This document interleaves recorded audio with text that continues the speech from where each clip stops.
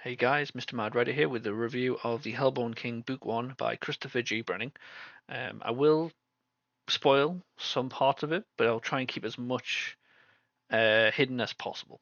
Mainly, it'll just focus on what I liked and what stood out to me. So, first of all, it is a dark fantasy, and an epic fantasy at that, that features multiple points of view and follows the stagnation of the Kingdom of Batentia, as its king has a declining mental state.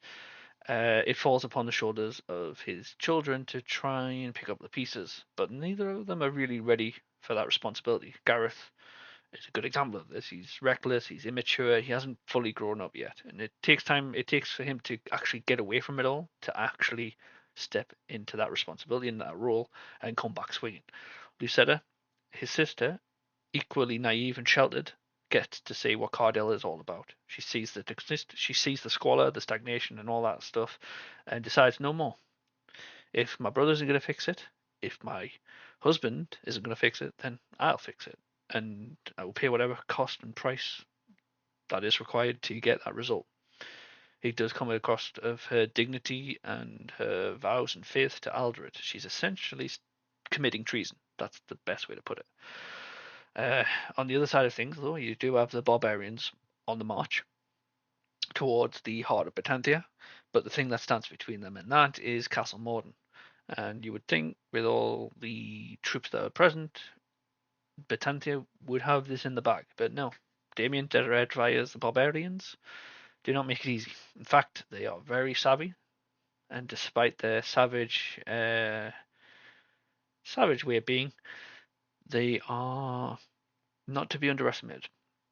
Because not only did they successfully ambush troops at Cortel, they later lead Cedric Valens into a pass that ultimately ends in his demise because he sees red after his own son's death and gets kind of pincered in the pass. And from there, it pretty much is all she wrote for Castle Morden. There's no coming back from this. And the construction of a 500-foot tall uh, trebuchet called Ruin pretty much seals the deal. Now, why 500 foot? I don't know.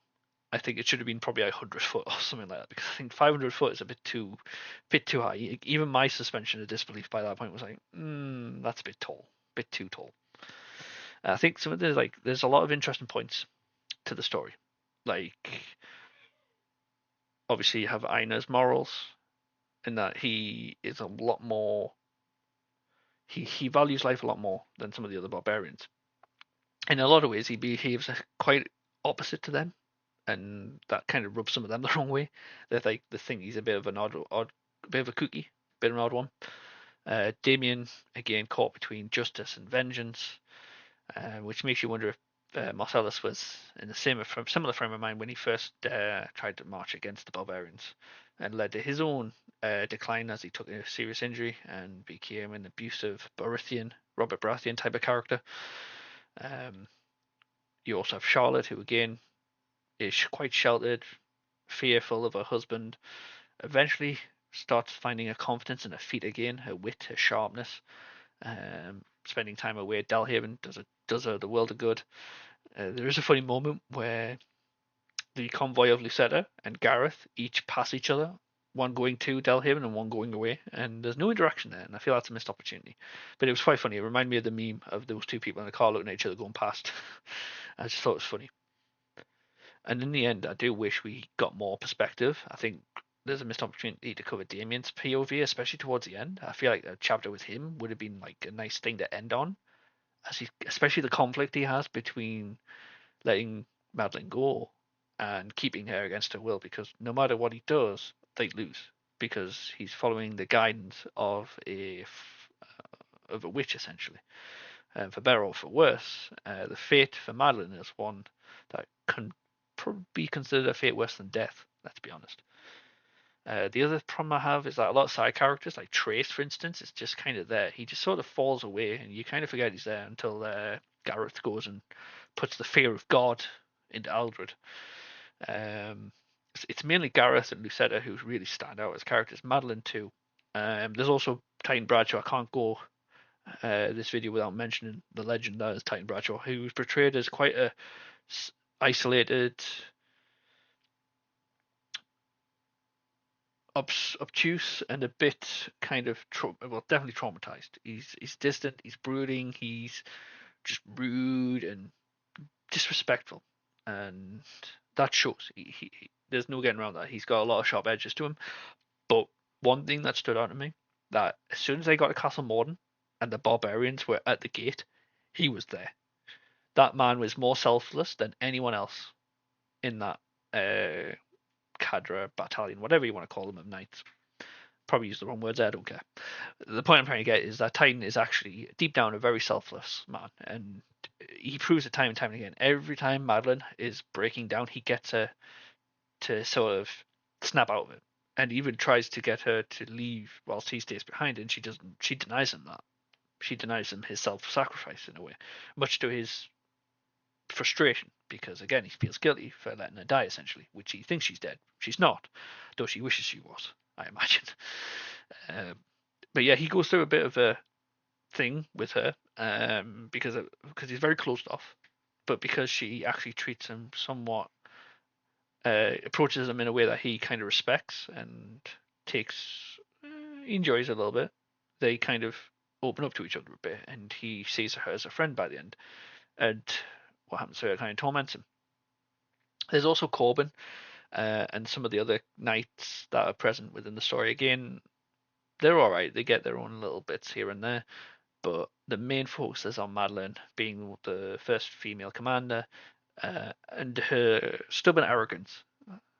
The fact that she's never been beaten and then loses in probably the most worst way possible. Like, there's no getting around that fact. Like, to fall at Morden is probably the worst loss that any battlefield commander could ever experience.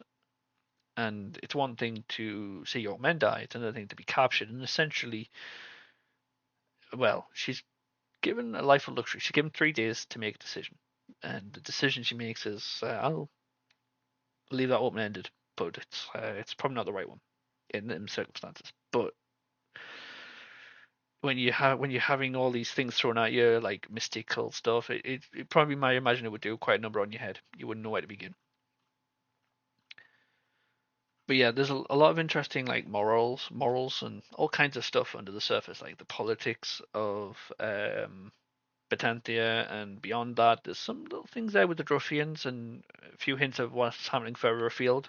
Pavlos, who gets recruited by Lucetta, seems like an interesting character that I look forward to reading more of in, like, future books when I get around to reading them. He's got a sly personality to him, and I kind of respect it. Um, and he will do pretty much anything Lucetta says, provided she has the coin. So we'll see where that goes. The world building is fairly well sprinkled about. The world building is fairly well done. Uh, I was almost about to compare this book to Malazan, but I think, in fairness, not many books can really get to that level of depth in terms of the world building, because Malazan has world building, like, literally baked into the very first chapter, like opening. Each chapter has its own, like, poem or excerpt and stuff like that. Not many books do that, and I kind of respect it. But no, it's got its own depth to it, but it's not like Fourth Wing, where you get regurgitated to you as Violet walks over the stupid parapet. It's like, why are we doing this? Why can't you just be natural, Yaros? It's not hard. Um, so as a whole, it's slow to get going. I will say it takes a while for things to really, like, get there. The pace is quite slow, and it's a little bit kind of plodding. But once it gets going towards the middle end, and Gareth gets his mojo back, it's great. I couldn't. I was there for Gareth giving Aldridge a piece of his mind. The fear of God he put in that man will be studied for generations. I really thought he was going to carve his hand. Actually, I was kind of disappointed that didn't happen. But yeah, I'm not sure what happens to King Marcellus. He kind of, like I say, he just falls by the wayside, and it's a shame, really, because I feel like there's more you could have done there, especially in his ailing state and his paranoia, especially if he becomes aware that his high council aren't really following his uh, rule anymore, and his son and daughter are kind of working against him as well. Like, I feel like even in his ailing state, he wouldn't go quietly into the night, so to speak. And of course, Damien rocking a hard place, let Madeline go, keep her against her will, and she hopefully comes around to them. Who knows? But I would definitely recommend reading it. I have the article if you wish to have a more concise read of my overall thoughts, because this is just kind of spotty and all over the place. I won't lie. It's one of my first time doing a review like this in a while. Hopefully, as I find my natural flow again, there shouldn't be too many problems there. It's been a while since I've done commentaries, so hopefully you enjoyed the video. Also, on that note, I do have obviously the Substack, which has plenty of stories on there, and I also have Royal Road.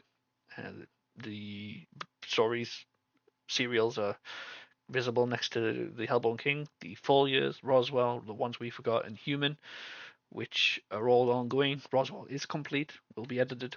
The Ones We Forgot is ongoing, and getting to the nitty gritty stuff now as the Black Knights descend, prepared to descend upon the facility, the alien facility.